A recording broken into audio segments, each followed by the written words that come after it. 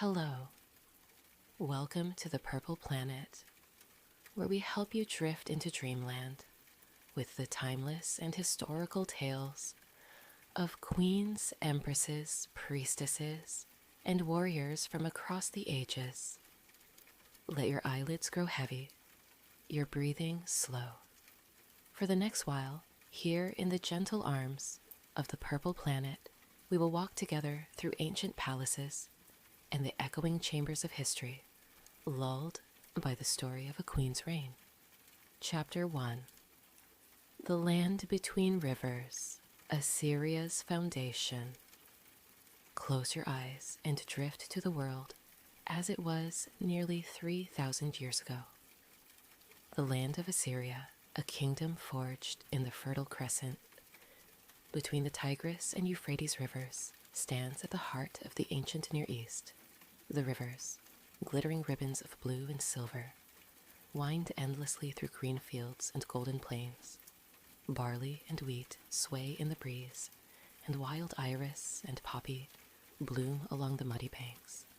At dawn, mist curls like pale silk above the water, and at dusk, the sky shines with the last pink ribbons of fading sun. Assyria's land is ancient, its people the inheritors of Sumer and Akkad, heirs to the earliest written words pressed into clay. Their civilization is built of mud brick and stone, their hopes and fears recorded in cuneiform, marks like birds' feet dancing across tablets. Listen, the distant clang of bronze, the lowing of oxen in the fields, the laughter of children darting beneath olive trees. Assyria is a land of builders, dreamers, and warriors.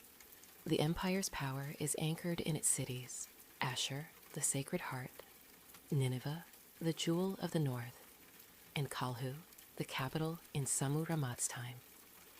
Kalhu, or Nimrud as it is known today, rises from the plain, a vast walled city, its ziggurats thrusting toward the heavens, its palaces gleaming with colored tiles and precious metals.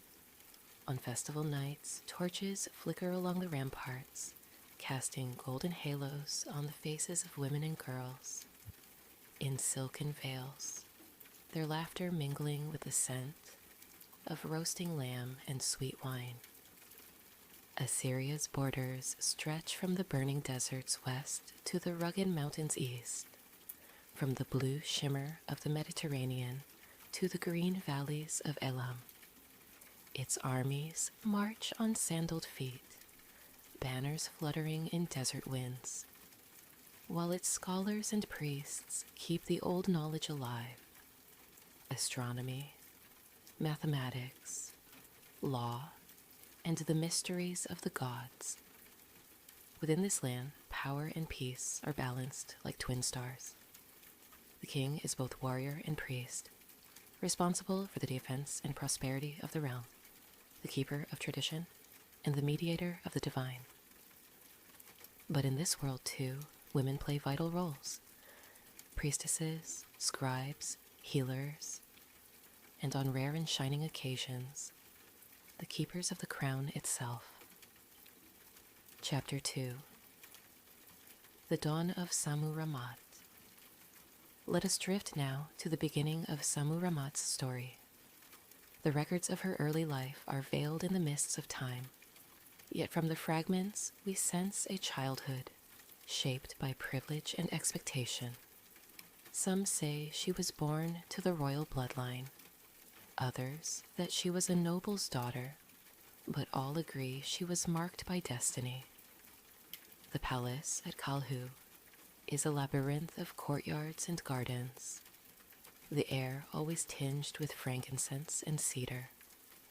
As a child, Sammu-Ramat wandered the palace gardens, listening to the murmur of leaves and the stories of the old nursemaids. She learned to read the cuneiform tablet, to sing the ancient hymns to Ishtar, goddess of the morning star. In the cool of the evening, she would slip into the temple courtyards, watching as priests kindled the sacred fires. their voices rising in ancient song. From her earliest days, Sammu-Ramat learned patience, the art of listening before speaking, of observing before acting. She watched her mother and her aunts, women who managed households and estates, who brewed beer and wove linen, who prayed for rain and guided the household gods. She learned the wisdom of silence, the secret strength of women in a world ruled by kings. She grew tall and graceful, her eyes the color of river water after rain. When she came of age, she became queen to Shamshi-Adad V, the king of Assyria. They walked together beneath the archways of Kalhu, their hands entwined, their laughter echoing through the gardens. Yet always Sammu-Ramat watched and listened, learning the ways of power. Chapter 3. Shadows and Storms. Assyria in Crisis. But peace is a fragile thing, and the palace is a place of whispers. Shamshi-Adad V's reign was marked by the turbulence of succession and war. The king himself had seized the throne after a bitter struggle with his brother, and the wounds of civil conflict had not healed. Factions simmered beneath the surface. Noble families eyed the throne with jealousy, and the provinces watched the capital for signs of weakness. When Shamshi-Adad V died, suddenly, perhaps by illness or the machinations of rivals, the world seemed to tilt. Their only son, Adad-nirari, was but a boy, too young to bear the weight of crowns and kingdoms. The empire, always poised between order and chaos, trembled on the edge. The council gathered in the Hall of Lions. Priests chanted omens, generals argued, and rivals sharpened their ambitions like knives. Into this storm, Sammu-Ramat stepped forward. Her voice was quiet, but it carried the force of the river flood. "I will serve as regent," she said, her eyes calm, her bearing unbowed. "I will guide my son and protect Assyria until he is ready to rule." Some scoffed, some applauded, but the queen's will was iron wrapped in velvet. She called upon the gods, upon the memory of her husband, upon the love of her people, and in the end the council bowed. Chapter 4. The Regency, Power and Precedent. Feel the weight of the diadem as it is placed on her brow, the cool gold, the glitter of lapis and carnelian, the symbol of a queen's promise. Sammu-Ramat sits upon the throne of Assyria, robed in purple and white, the scent of myrrh swirling in the air. In Assyrian society, women could wield significant influence as priestesses, royal wives, and managers of estates. But never before had one ruled the empire as regent. Sammu-Ramat's appointment was unprecedented, and her authority, though officially on behalf of her son, was real and far-reaching. She is not merely a caretaker. She is ruler, high priestess, mother, and judge. Each day, she listens to the petitions of her people, a farmer whose fields have flooded, a merchant pleading for fair trade, a priest seeking favor for the temple. Each night, she consults the scribes, reading the signs in the stars, the dreams of children, the wings of passing birds. The machinery of the Assyrian state is vast, a web of administrators, governors, tax collectors, and military commanders. Sammu-Ramat meets with envoys from distant provinces, reviews the annual tribute, gold, silver, horses, ivory, and exotic animals, and decides where to allocate resources for the coming year. Her rule is wise, her justice even-handed. She does not seek war, but she commands the generals with a steady hand. When enemies threaten the borders, Arameans to the west, Babylonians to the south, she gathers the armies and, with the boy king at her side, rides out in a chariot, ablaze with golden lions. Her courage hardens the soldiers. Her presence is a blessing in the camp at night. Chapter 5. The Structure of Empire, Politics and Piety. To understand Sammu-Ramat's world, we must look to the foundations of Assyrian power. The empire is divided into provinces, each governed by royal appointees loyal to the throne. These officials collect taxes, enforce the king's laws, and provide troops for the imperial army. The king, or regent, wields ultimate authority, but the loyalty of her officials is always a delicate balance. Religion is interwoven with governance. The king is not only the supreme political authority, but also the high priest, responsible for maintaining the favor of the gods. The great temples of Ashur, Ishtar, Shamash, and Nabu dominate the cities, their ziggurats crowned with altars and sacred fires. Sammu-Ramat, as regent, oversees the great festivals, the Akitu, or New Year, in spring, the harvest celebrations, the processions in honor of Ishtar and Ashur. She endows temples and priesthoods, restores shrines, and ensures that the rituals are performed in proper order. Her piety is both personal and political, a sign to her people that the queen and the gods are united in purpose. Interlude. The Stranger's Tale. A Phoenician's Evening in Kalhu. On a dusk painted with gold and violet, as lamps flickered to life along the avenues of Kalhu, a traveler arrived at the city's western gate. His name was Abdi Milkudi, a merchant from Tyre, his fingers stained with indigo and his heart hungry for stories. He had sailed crowded harbors, crossed barren deserts, and now at last sought audience with the famed Queen of Assyria. The guards inspected his wares: glass beads, cedar resin, scrolls of papyrus, inked with foreign prayers. Satisfied, they waved him through, and he entered a city thrumming with life. He marveled at the broad, brick-paved roads, the canals alive with torchlight, the scent of fresh bread and roasting lamb drifting on the breeze. He saw statues of bulls with human faces, walls inscribed with wedge-shaped words, and children chasing each other through the shadows. In the marketplace, Abdi Milkudi traded stories for supper. He told the fishmongers of great ships that sailed the wine-dark sea, of temples that rose from Tyre's island heart, of storms that could swallow entire fleets. In return, the Assyrian traders spoke of their own queen, a woman who rode with generals, who restored ruined temples, who listened to the petitions of even the humblest farmer. That night, the Phoenician was summoned to the palace, his gifts of glass and dye accepted as tribute. He was led through painted corridors and colonnades, past gardens blooming in the moonlight, and fountains that sang with the voices of hidden water. In the hall of cedar, the queen received him, her eyes bright beneath a diadem of lapis and gold.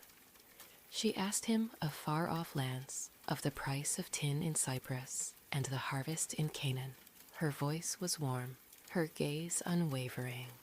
Abdi Milkudi felt, for the first time, the weight of a ruler who saw not just his wares, but his soul. After the formalities, Sammu-Ramat invited her guests to linger and share wine with her court. Candles were lit. Musicians played soft melodies. The queen asked for a tale from the road, a story, she said, to remind her court that the world was wide and wonder never far. Abdi-Milkudi bowed and began, "Great lady, let me tell of the time I sailed to the pillars of Melkart, where the sea boils, and the stars are brighter than anywhere on earth. We lost our way in a storm, the sky gone black as pitch. The crew wept and prayed to gods old and new. It was then that a dove landed on our mast, white as the moon, unafraid of wind or rain. We took it for a sign, a blessing from the Lady Ishtar, whose fame, they say, shines even to the ends of the earth. When the storm broke, we saw land. There, on a lonely island, we found a spring sweet as honey and olives ripe for the taking. The crew survived, and I swore then to honor the dove wherever I went. Now, in your city, lady, I see doves in your gardens, and I know your fame is no mere rumor. You are the dove that guides the storm-tossed, the queen whose wisdom is a safe harbor for all who wander." The court listened entranced. Sammu-Ramat inclined her head, accepting the compliment with grace. Later, she would send the Phoenician home, not only with trade agreements, but with a ring of gold and a letter sealed with her name. Abdi-Milkudi's tale spread through the city, then along the trade routes back to Tyre and beyond.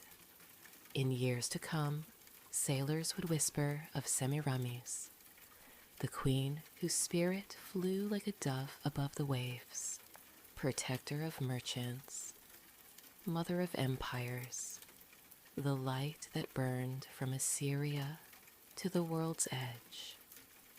So legends travel as do dreams, carried by strangers, kindled in the heart of a foreigner who found for a single night a home in the shadow of a living goddess.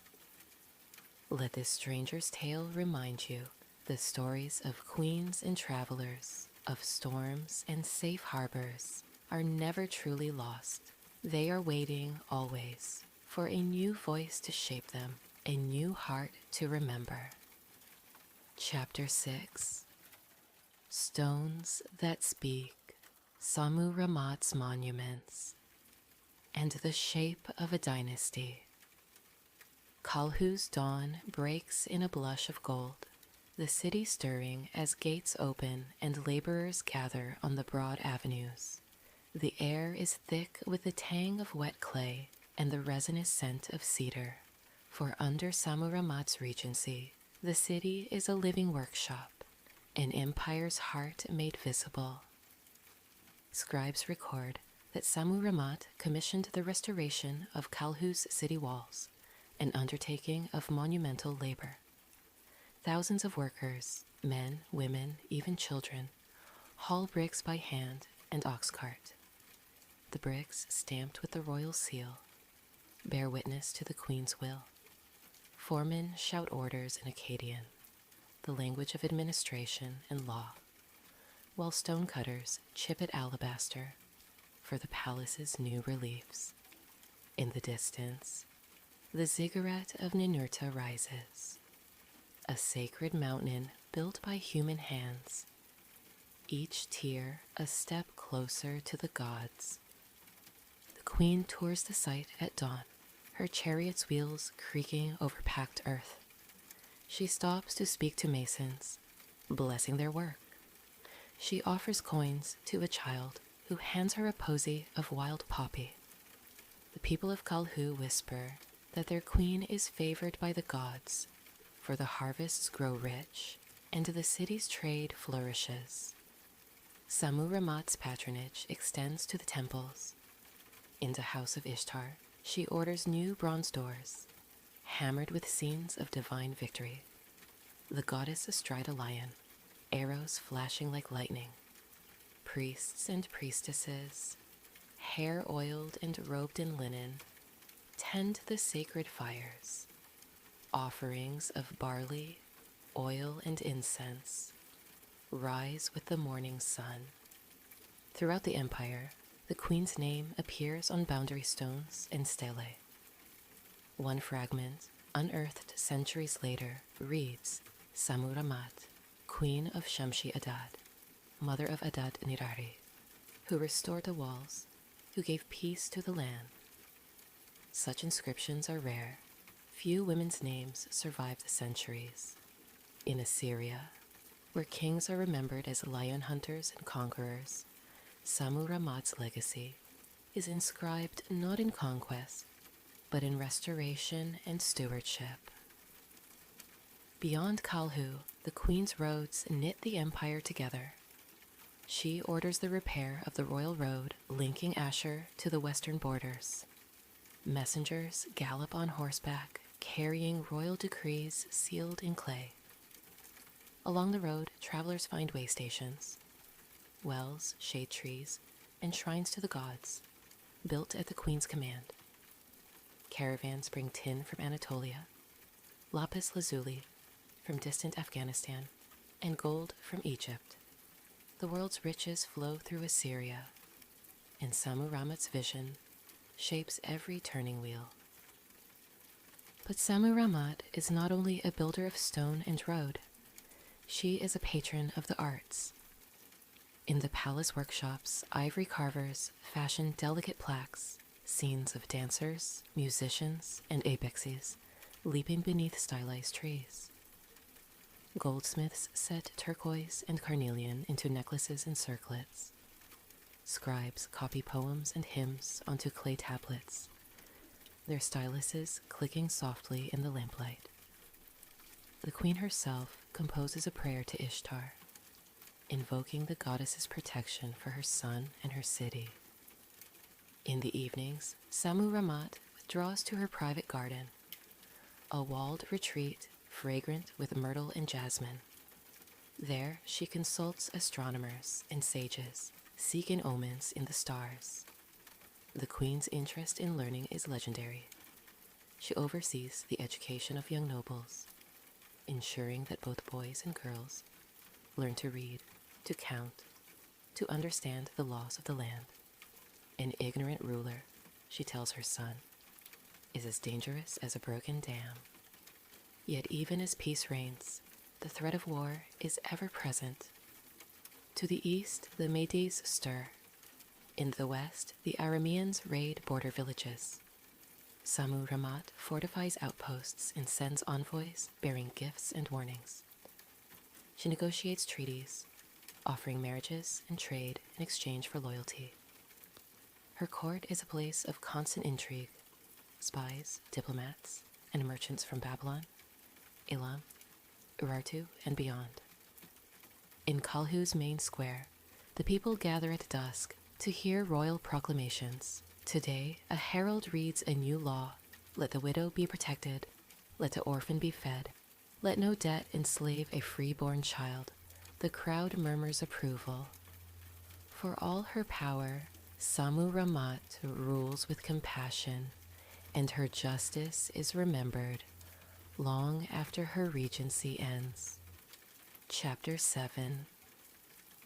Assyria's Living Mosaic. Daily life in Sammu-Ramat's reign. To step into Kalhu is to enter a world alive with color, scent, and sound. Merchants hawk dyed wool and bright glazed pottery. Bakers knead bread in communal ovens, the aroma drifting down alleyways. Children chase dogs and toss carved knucklebones in the dust. Women, veiled against the sun, shop for lentils, garlic, and honey at the market. Craftsmen hammer copper in open courtyards, the ringing echoing off mud brick walls. The palace itself is a marvel, a labyrinth of halls and courtyards with walls adorned in painted frescoes. Blue for the heavens, green for the fields, crimson for the blood of sacrifice. The queen's apartments look over a garden where water channels burble through beds of lotus and iris. At festival time, the city transforms. The Akitu, the new year, brings processions of priests in tall headdresses, musicians playing lyres and drums, jugglers and acrobats. Offerings fill temple courtyards, lambs, baskets of dates, vessels of sweet wine. The queen and her son ride at the head of the parade, greeted with cheers and showers of flower petals. In every home, from the humblest hut to the grandest mansion, clay tablets record births, marriages, and contracts. Families gather at dusk to share meals of stewed lamb, onions, and barley cakes. Stories are told of heroes and monsters, of wise queens and vengeful gods. It is a world both familiar and strange, where the rhythms of life are marked by the turning of the seasons and the roll of the stars. Yet, beneath the surface, tension simmers. The memory of civil war is not easily erased. Some nobles resent Sammu-Ramat's authority, whispering that a woman's rule offends the gods. Others, seeing the prosperity and peace she brings, pledge their loyalty in public but plot in private. Sammu-Ramat navigates these dangers with subtlety and skill. She rewards loyalty with land and honors. She punishes treason with exile or, in rare cases, death. Her spies bring news from every corner of the empire. At night she prays for wisdom, alone beneath the stars, her only company, the night-blooming jasmine and the distant cry of an owl. Chapter 8. The Queen and the Gods. Ritual, prophecy, and divine favor. Religion in Assyria is both a private comfort and a tool of statecraft. The gods are everywhere, in the wind, in the river, in the very bricks of the city. Sammu-Ramat is a devout ruler, attending temple rituals and making offerings at every festival. In the great temple of Ashur, she leads the sacrifice of a white bull, its blood an offering for peace and prosperity. The priests, faces painted with ash, chant in Sumerian, the language of the gods. Smoke rises in twisting columns, carrying prayers to the heavens. The queen consults prophets, Baru and Ashipu, who read omens in the entrails of sheep, the shapes of clouds, the flight of birds. When the omens are dire, she orders days of fasting and prayer. When they are favorable, she proclaims feasts and public celebrations. Sammu-Ramat's piety is sincere, but she also understands its power. By associating herself with Ishtar, the goddess of love and war, she claims divine sanction for her rule. On boundary stones and stelae, she is depicted with the attributes of Ishtar: a crown of stars, a bow and arrows, a lion at her side. Her son, Adad-nirari, is raised in this world of ritual and belief. The boy king learns to pour libations, to recite hymns, to interpret the signs of the gods. Sammu-Ramat ensures that her son's legitimacy is never questioned, rooting his authority in both blood and divine favor. Chapter 9. The End of the Regency, a Queen's Legacy. Years pass. The boy grows into a man, tall and strong, his mother's wisdom in his eyes. The day comes when Adad-nirari stands before the council and is crowned king in his own right. Sammu-Ramat steps back, her role as regent fulfilled, but her influence endures. She remains at court as queen mother, advising her son, guiding the next generation. Her policies, her roads, her laws, her temples shape Assyria for decades to come. In her later years, Sammu-Ramat retires to a villa outside Kalhu.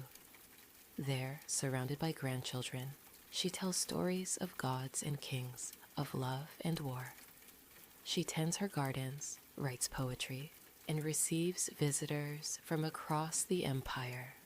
Her name becomes legend, a byword for wisdom and justice. When she dies, the city mourns. Priests light candles in every temple, merchants close their stalls, soldiers lower their banners.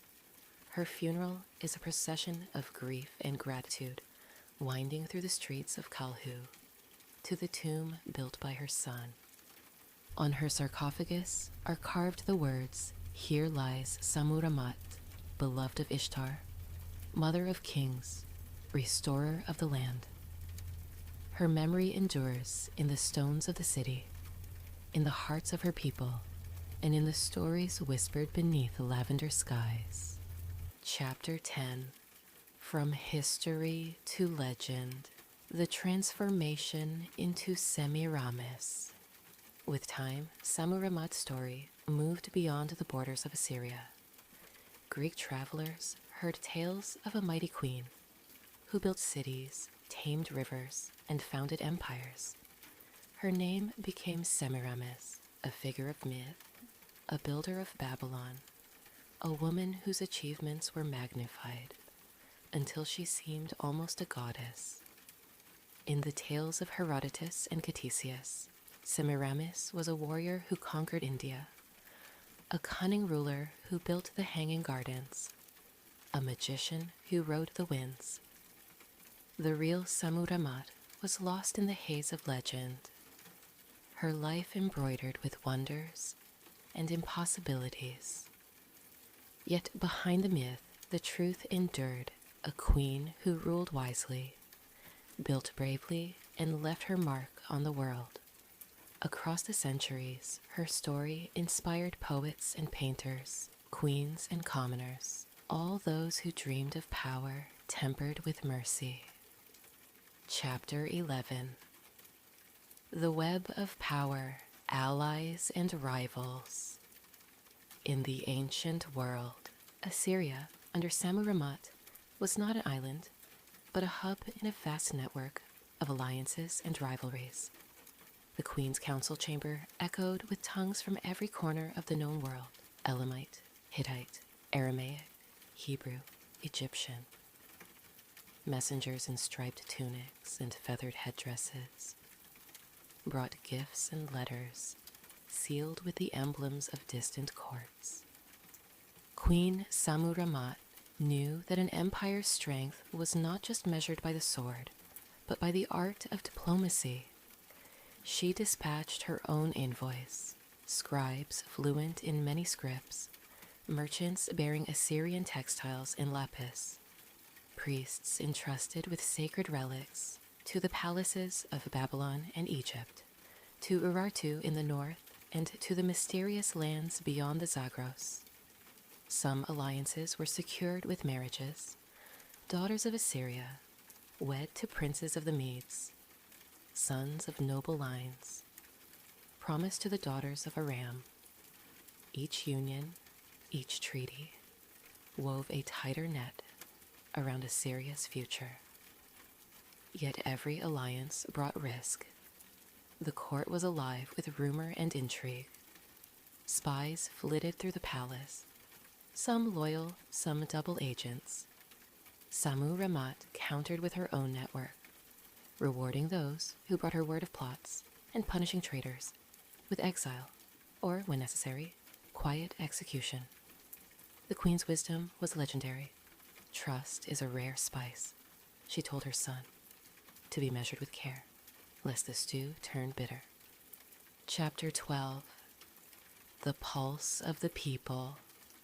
Work, Worship, and Wonders. The beating heart of Assyria was not just the palace, but the people, farmers who coaxed wheat from silted fields, fishermen who cast nets into the Tigris, potters who shaped the city's countless vessels. Under Sammu-Ramat's reign, the land thrived. She ordered the cleaning of old canals and the digging of new ones, bringing water to villages parched for generations. Each spring, the queen presided over the planting rites, walking barefoot into the furrowed earth and scattering barley with her own hands. The priests sang, The people cheered, and the scribes recorded the event, proof of the queen's bond with her land. When the harvest was good, she distributed grain from royal storehouses, ensuring that no family went hungry. In lean years, she sent for merchants from distant cities, purchasing food and waiving taxes for the poor.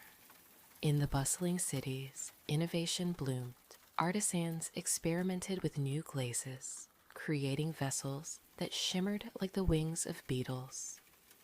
Physicians trained in the temples of Gula, goddess of healing, treated wounds and fever with poultices and prayers. Scribes taught reading and numbers not only to the sons of nobles, but to the daughters of merchants and bakers. A quiet revolution that would echo through generations. Festivals lit the calendar like jewels. During the Yakitu, the city's statues were paraded through the streets, their faces washed with sacred water. Musicians played, dancers spun, and the queen herself took part, casting offerings into the river and leading the people in song.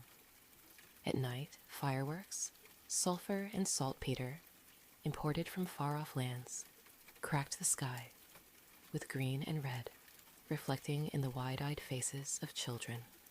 Chapter 13.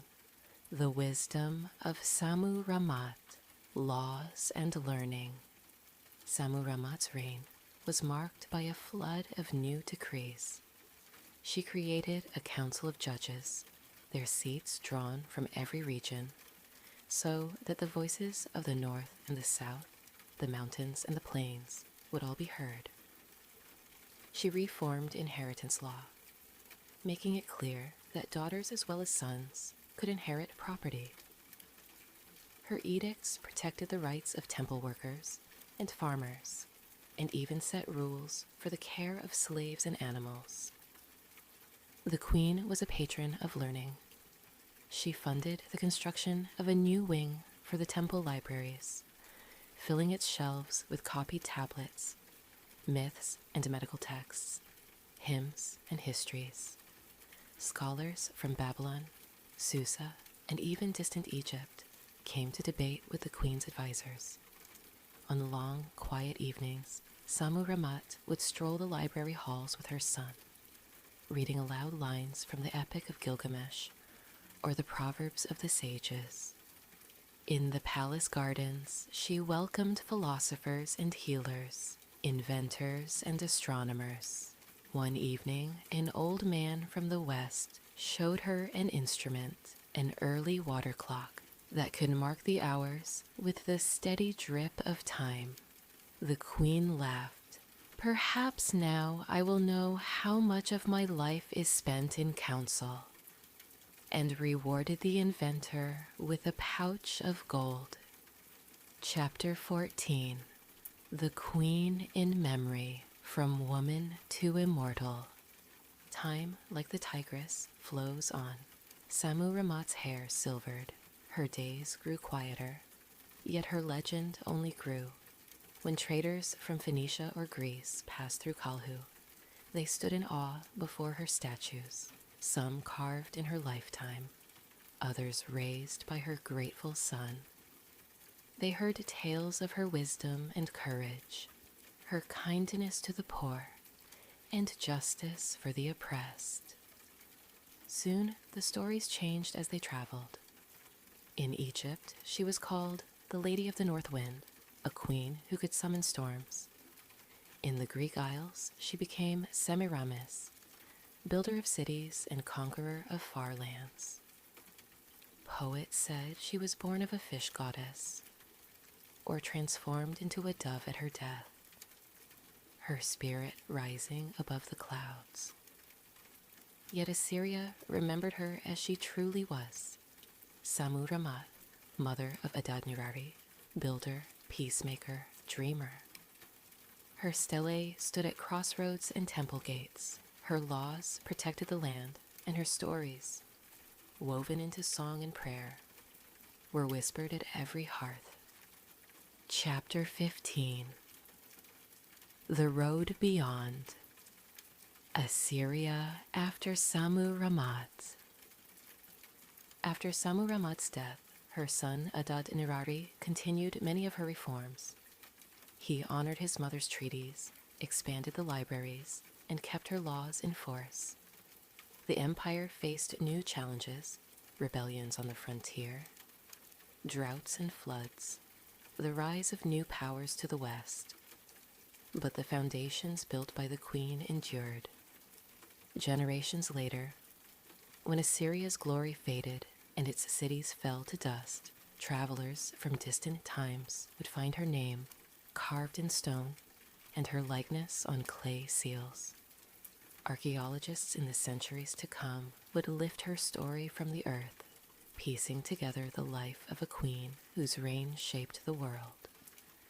And on the purple planet, as the story draws to a close, her memory lingers, an unbroken thread of hope, wisdom, and wonder. So, gentle dreamer, close your eyes. Let the song of Sammu-Ramat carry you through gardens of almond and date, past rivers shining beneath 1,000 moons, along roads built by a queen's vision. May you rest in the shelter of her wisdom and wake to a world remade by courage and kindness. Thank you for joining us on this journey through the life of Sammu-Ramat. We wish you sweet dreams.